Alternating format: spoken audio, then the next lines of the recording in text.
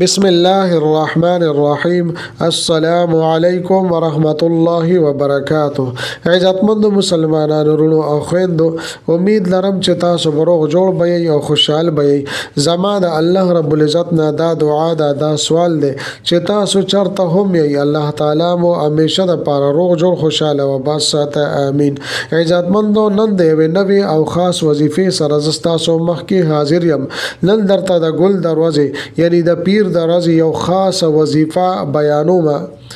دا داسې او عظیم الشان وظیفه ده، دا داسې عظیم الشان ختم او عمل له چې ان شاء الله تعالی الله جل شانه به دستاسو تمام سخت نه صح حاجات به پوره کی، پریشانه مصائب تکلیفونه دا به الله جل شانه ختم کی. په ژوند کې د څه قسمه خواهش ته څه قسمه مقصد ده، دغه مقصد او دا خواهش به الله جل شانه پوره کی. محترمو، دا داسې عظیم الشان او با برکت ختم ده چې داسې ختم وظیفه و تاسو شرطه په ژوند کې هم نوي کړي. دا ختم او دا وظیفه د قران عظیم الشان سره تعلق لري او الله تعالی په خپل کلام کې ډیر زیات طاقت کې هاو دی. د خپل حاجتونو د پاره، د خپل مقاصد د پوره کېدو د پاره او د خپل مشکلات او مصايب نه د بچ کېدلو د پاره دا ختم دا وظیفه په ژوند کې تاسو یو پیرا لازمی وکړئ. محترمو، تاسو اسیم ویډیو ګورئ، کله تر اوسه پورې زما چینل سبسکرایب کړی نیوی نو برای مهرباني دا چینل سبسکرایب کړئ. ورسره خوا کې د ټلې ول نشان تاسو کلیک کړئ او سلیکټ آل کې د دې لپاره چې د هر راتلونکي ویډیو نوټیفیکیشن تاسو ته ملایويږي. ځکه چې زما محترم په دې چینل کې زه تاسو ته هر قسم مستند وظایف راوړم، هغه مستند وظایف چې ما خپل استادانو د هغه اجازه راکړې ده.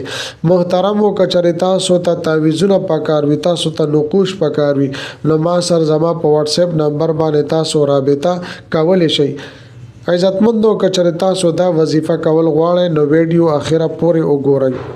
محترمو، دا داسې عظیم الشان وظیفه او ختم دی چې زموږ هغه رونه او هغه خويندې چې د هغوی اولاد نوي او بیا د دې ختم وکي او د دې نه پس دعا په اخلاص سره وغواړي، الله تعالی به د دې په ذریعه سره نیک عمل صالح اولاد ور نصیب کی.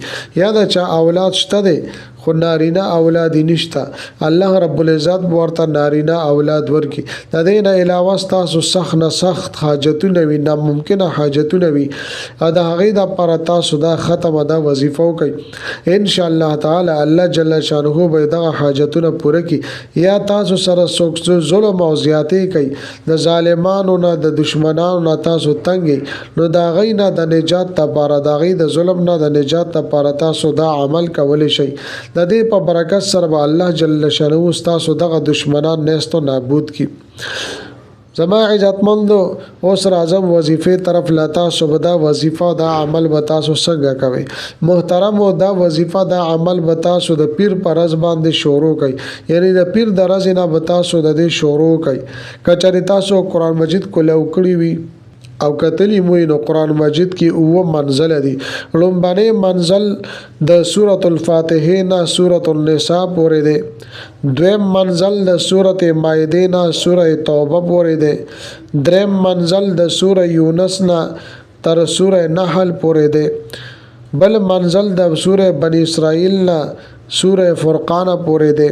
بل منزل زما محترم سورة صافات نه شروع شوی دی، سورة حجرات باندې ختم شوی دی. او بل منزل د سورة قاف نه شروع شوی دی او سورة الناس باندې ختم شوی دی. نو زما محترم د پیر پرز باندې بلومبنی منزل وای او د منګل پرز باندې بتا سو دویم منزل وای او د بت پرز بیا بل منزل وای، د جمعرات پرز بیا بل منزل وای او د جمعه پرز بل منزل وای او هفته پرز بتا سو بل منزل وای. نو د سره بستا سو قران مجید مکمل شي او منزل او مکمل شي قران مجید ختم بتا سو کوي.